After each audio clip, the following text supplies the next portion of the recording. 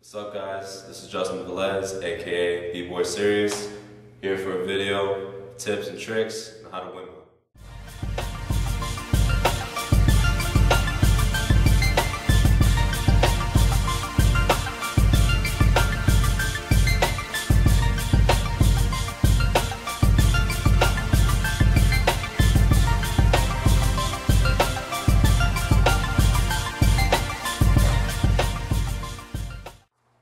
First things foremost, this is more like a video to help you develop your mill, your fundamentals to fix you. And this is not a tutorial. I'm not going to teach you how to windmill. This is more of a video for people who are struggling to get into that second mill or having difficulty with arm placement, leg placement, stuff like that. So there's pretty much like 3 or 4 key things that I want to show you that people have a problem with. First things first is what I call the push and pull thing. Now a lot of people, when they're in stab in their windmill, they usually just collapse it without using any pushing or pulling. So it's going to be like this. You're going to end up like that. Now you don't want to do that. You're going to do this thing called push and pull. So in my scenario, I do all my mills clockwise, meaning that I do my stab in my right arm. If you do your counterclockwise, you use the stab with your left arm. Just use everything that I say in the complete opposite. Pretty much what's going to happen is, when you're in your stab, you're going to push with your right arm when it's on the floor, and you're going to pull with your left arm. This is what's going to help you build up momentum, and it's going to help you do your collapse simpler. So if I show you slowly, from this view, if you're on your right arm, you're going to push with your right, and you're going to pull with your left. So it's going to be like this. So that's the one thing that a lot of people have a problem with, is to not build up the momentum. They just focus on the legs and they don't really focus on the arms. You're still going to use your legs, but you also got to make sure that you got to distribute all your pushing and pulling. So the second thing that's most important is your leg placement. And it's not just about keeping your legs wide apart, it's also to make sure that your knees don't bend at all. Because if people do a mill, and a lot of people do this when they're watching a tutorial, they do something like this. They kind of tuck in their knees. You're supposed to keep them more separate, because the more separate you are, the more easier it is for you to roll off, because your weight doesn't distribute properly. So you gotta get used to pretending that your knees are bending inside out, because if you think that visually, then it's pretty much gonna help you keep your legs the way they're supposed to be.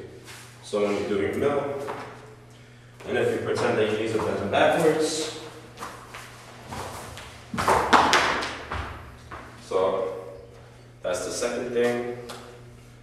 The third thing that a lot of people have a problem with is getting from their back into the next mill. So people, they always got the collapse, and the problem is that they don't know how to get into the second mill. So usually when people do it, it looks like this. Good, like that.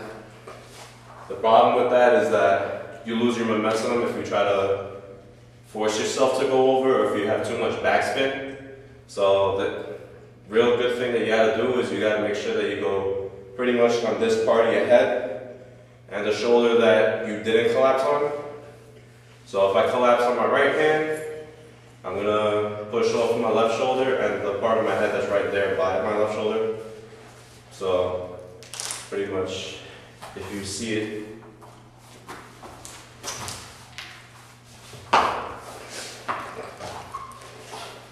the more you work on getting off of here, is going to be the much easier it is for you to get into your next stab. So if you combine everything that has been said, you use the push and pull, you keep your legs wide apart, knees straight, and if you keep pushing off over here, you're going to get pretty much good mills. The last thing I want to say is, if you're doing mill standing, this is a trick that I use. People usually, they go from their battle rock and they go straight into the next mill. A lot of people, they like using their right arm to go into the stab from the standing thing. I usually skip that part. What I do is, something different. People usually do this. So you're gonna see it. I'm gonna go from here to stab. But the trick that I use is I skip the stab.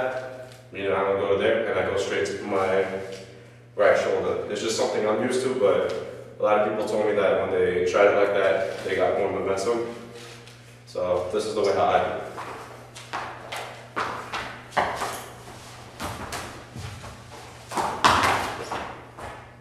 So that's just something that I do.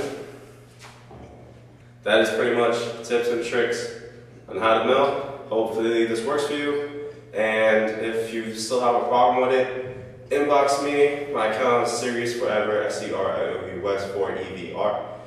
Inbox me, and if you have a problem with it, I'll probably try to make a guide to help you get out of whatever problem you're having. So thank you for checking this out, and hopefully this works.